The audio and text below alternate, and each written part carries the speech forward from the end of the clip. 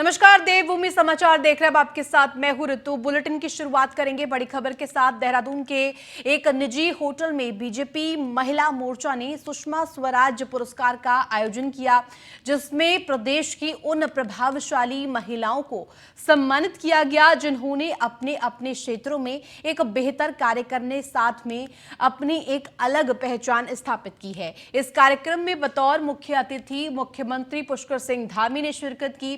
वहीं इस दौरान मुख्यमंत्री ने उन सभी महिलाओं को बधाई दी है जिन्हें सीएम धामी ने सम्मानित किया।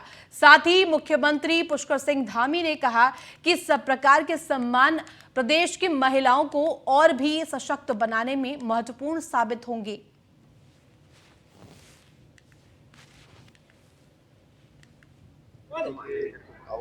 नाम पर यहाँ पर आज अवार्ड जो विशिष्टताएं प्राप्त करने वाली मातृशक्ति है, उन सभी को सम्मानित किया गया है, उनका प्रोत्साहन किया गया है। निश्चित रूप से हमारी सरकार आज आदरणीय प्रधानमंत्री मोदी जी के नेतृत्व में लगातार मातृशक्ति के लिए काम कर रही है और राज्य की सरकार भी इसके निर्देशन में अनेकों योजनाएं लेकर आ रही है, जिससे कि मातृशक्ति का उत्थान हो, मातृशक्ति आगे बढ़े, उनका सुरक्षा भी हो और सशक्तिकरण।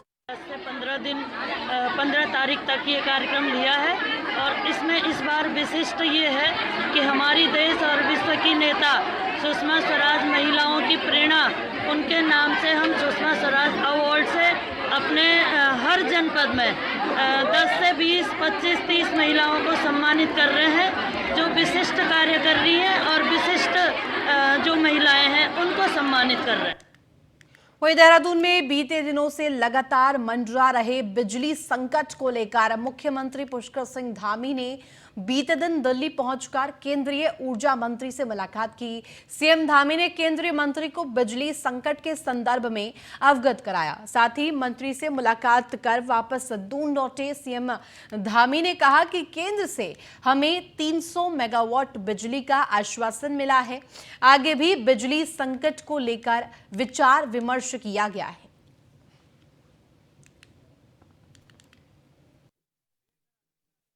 का कि उन्होंने हमको जो है इस महीने 300 मेगावाट बिजली ग्रुप से हमको अवार्ड कर दी गई है और आगे मैंने उनसे अनुरोध किया, उन्होंने आश्वासन दिया है कि पूरे वर्ष भर के लिए जो है हमको जो अतिरिक्त बिजली हमको चाहिए।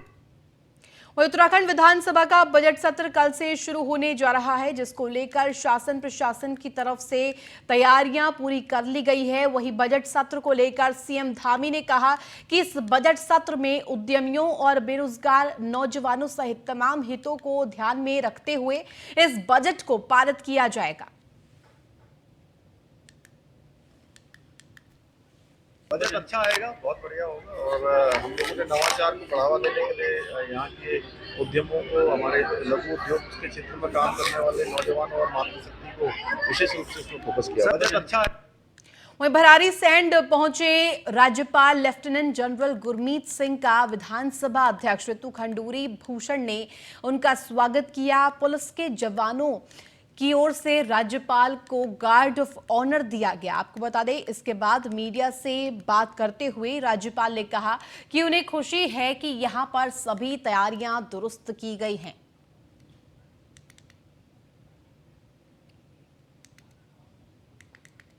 वहीं ग्रीष्मकालीन राजधानी गैरसैंण के भरारी सैंड में कल से शुरू हो रहे बजट सत्र की तैयारियां चल रही हैं। विधानसभा अध्यक्ष ऋतु खंडूरी भूषण ने भरारी सैंड विधानसभा पहुंचकर विधानसभा परिसर सहित विधायक गणों और अधिकारियों को आवंटित आवासीय कक्षों का निरीक्षण किया। साथ ही सत्र की तैयारियों को लेकर अधिकारियों को जरूरी सुझाव और दिशा निर्देश भी दिए।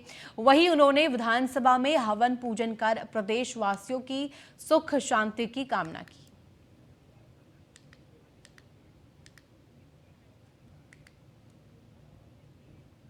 वहीं लोकसभा चुनाव नजदीक आते ही नेताओं में हलचल शुरू हो गई है। वहीं खानपुर से निर्दलीय विधायक उमेश कुमार की पत्नी सोनिया शर्मा जल्द ही बसपा ज्वाइन करने जा रही हैं, जिसकी पुष्टि खुद विधायक उमेश कुमार ने की है। वहीं विधायक उमेश कुमार का कहना है कि मेरा किसी पार्टी में जाने का निर्णय नहीं है, लेकिन मेरी पत्नी जल्द ही बसपा ज्वाइन करने जा रही हैं और वो क्या फैसला लेंगी भविष्य में ये उनके ऊपर निर्भर करेगा। साथ ही उन्होंने कहा कि वे फिलहाल निर्दलीय रहकर जनता का काम करते रहेंगे। वहीं लक्सर विधानसभा क्षेत्र के बीएसपी बतौर विधायक मोहम्मद शहजाद ने उनके इस निर्णय का स्वागत किया है।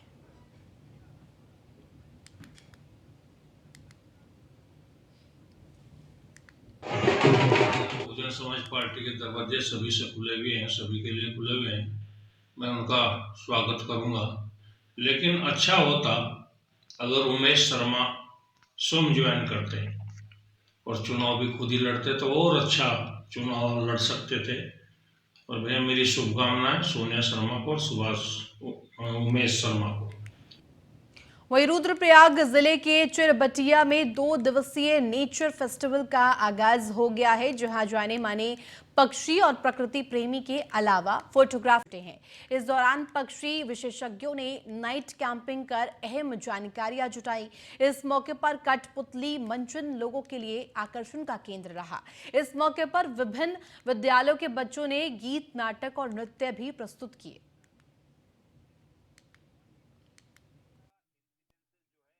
पहली बार आए हैं और पर्यटन के लिए बहुत अच्छी संभावना दिखती है।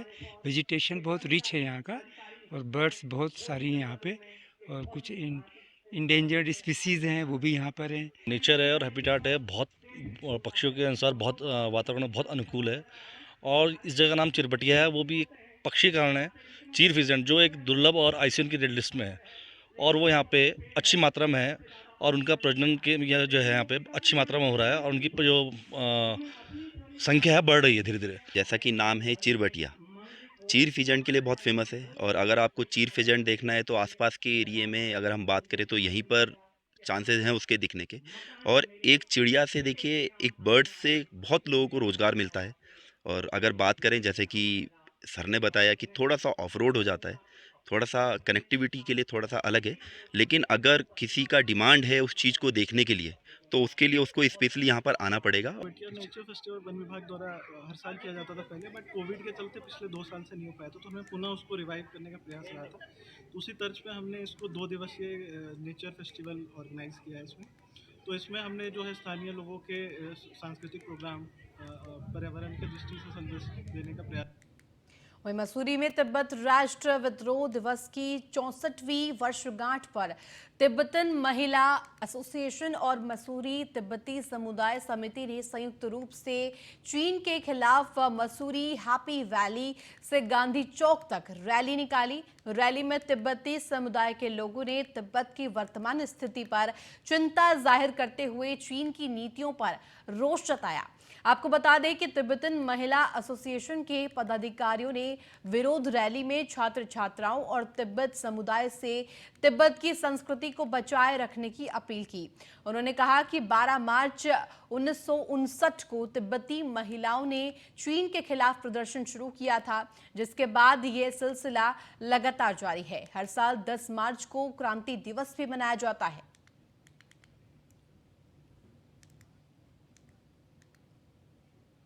अभी फ़िलहाल जो हमारा मांगे है, चाइना में बहुत सारे अत्याचार होते आए हैं, अभी हो भी रहा है। अभी जो अब नया बात करें तो अभी कोविड के टाइम पे ज़बरदस्ती उन्होंने ज़ीरो कोविड पॉलिसी करके एक बनाया था।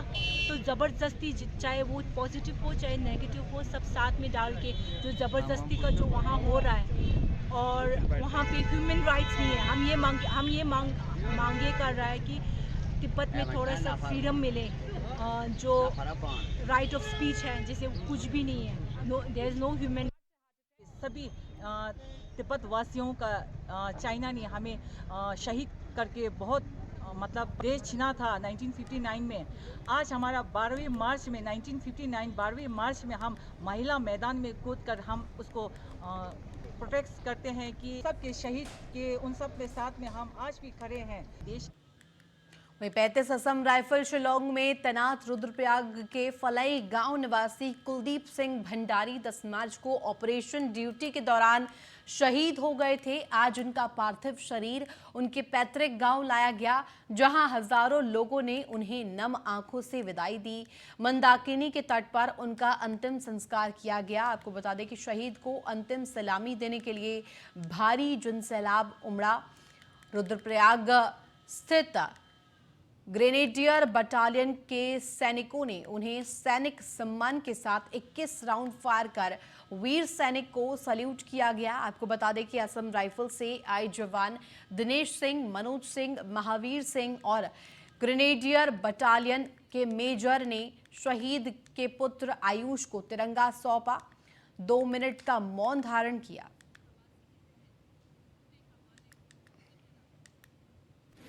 कुलदीप सिंह भंडारी आसाम राइफल में कार्यरत थे और जो है वो शहीद हो गए हैं। और यह घटना जो है 10 तारीख सुबह 8-9 बजे की है और हमें सूचना मिली 11-12 बजे। और सूचना मिलने के बाद जो है आज 11 तारीख को उनके पार्थिव शरीर को ग्राम सभा फलई में लाया गया और उनका जो है अंतिम संस्कार कर दिया गया है उनके पैतृक घाट विजयनगर में। और उनको सैन्य सम्मान के साथ जो है ग्रेनेडियर जो यहाँ पे फौज रहती है रुपया में, उनके द्वारा किया गया। वहीं दिल्ली में उत्तराखंड के मुख्यमंत्री पुष्कर सिंह धामी ने भारतीय जनता पार्टी के राष्ट्रीय अध्यक्ष जेपी नड्डा से शिष्टाचार मुलाकात की। इस दौरान सीएम धामी ने अप्रैल से शुरू हो रही 4 धाम यात्रा को लेकर भी राष्ट्रीय अध्यक्ष जेपी नड्डा को आने का न्योता दिया है। आपको बता दें, माना जा रहा है कि नड्डा से चर्चा के बाद अब मुख्यमंत्री अपनी सरकार में पार्टी के वरिष्ठ नेताओं को दायित्व बांट सकते हैं।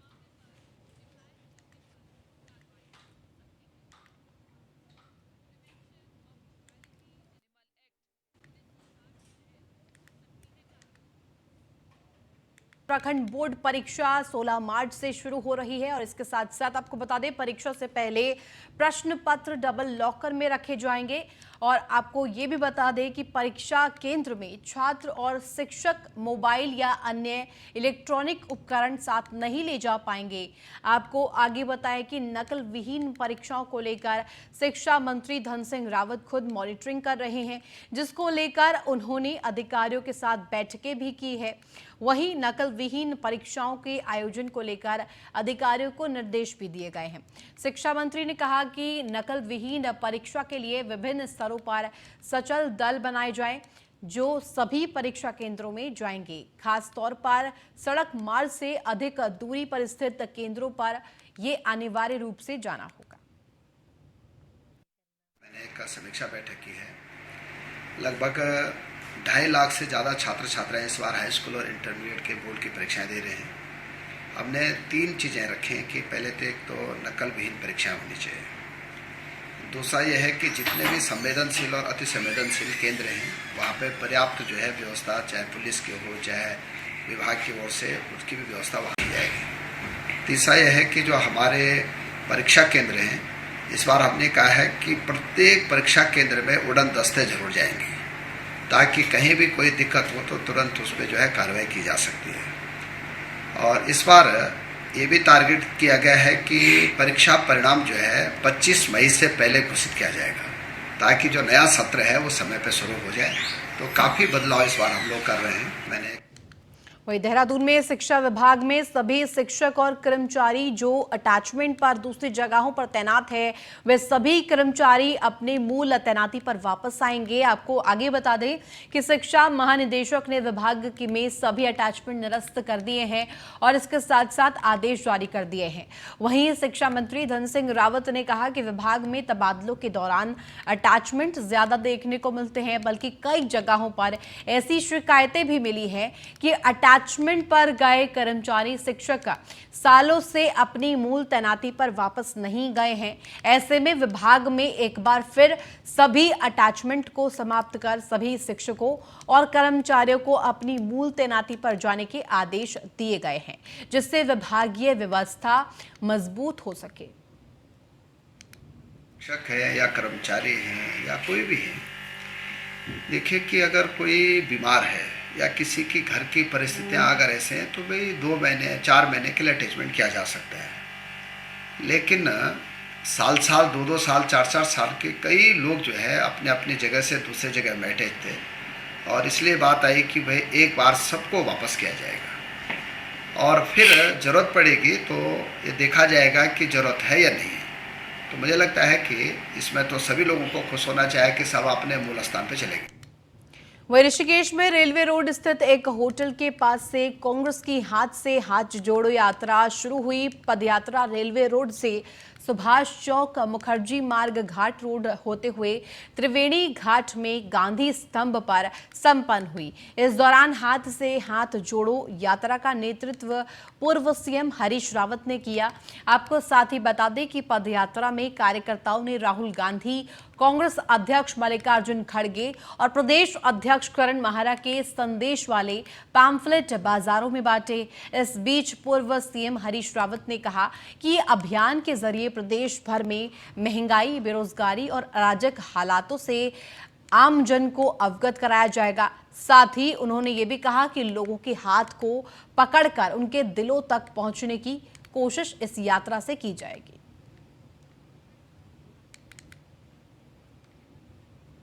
परिवर्तन की यात्रा है। इसमें हम जनता के उन सब सवालों को उठा रहे हैं जिनसे आज जनता त्रस्त है, पस्त है और जिनसे हर घर दुखी।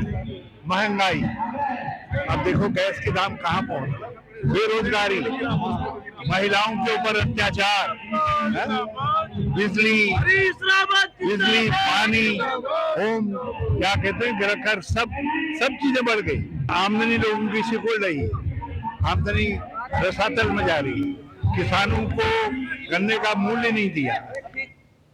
वहीं नैनीताल के राम सेवक सभा प्रांगण में विभिन्न हिंदू संगठन और हनुमान भक्त इकट्ठे हुए और हनुमान चालीसा का पाठ किया, जिसके बाद प्रसाद वितरण का ये किया गया कार्यक्रम। इस मौके पर सत्य सनातन शक्ति जनजागरण अभियान के अध्यक्ष पंकज खत्री ने कहा कि वे प्रत्येक शनिवार को प्रदेश में अलग अलग जगहों पर जाकर हनुमान चालीसा का पाठ करते हैं, ताकि ध्वजा जो हमारी पौराणिक संस्कृति का प्रतीक है उससे लोगों को जोड़ने और उसके मान सम्मान को बनाए रखा जा सके। राम सेवक दल विश्व हिंदू परिषद के माध्यम से जो ध्वज हमारा आन बान शान का प्रतीक है और हमारा धर्म ध्वजा वाहक है और हमारी जो पुरानी संस्कृति है उसका एक माध्यम हमारा ध्वज है, उसके मान सम्मान को बनाए रखने के लिए और उसके मान सम्मान हमारे सबके अंदर जागरण हो, उस विश्वास के साथ हम इस नैनीताल का जो फील्ड है उसमें हम लोगों ने सामूहिक हनुमान चालीसा पाठ का आप सभी भक्तों के माध्यम से यहाँ आयोजन किया। ये ध्वज फहराया गया है, एक हमारा आस्था का प्रतीक है, तो मैं बहुत बहुत आभार प्रकट करूंगी कि उसके सामने भी हनुमान चालीसा पढ़ी गई। सारे हनुमान भक्तों को बहुत बहुत आभार प्रकट करूंगी कि हर मंगलवार को ये प्रोग्राम होता ही था कि हनुमान चालीसा हम लोगों के भक्तगणों द्वारा, चाहे हल्द्वानी हो, नैनीताल हो, पूरे उत्तराखंड में इसका अभियान चलाया।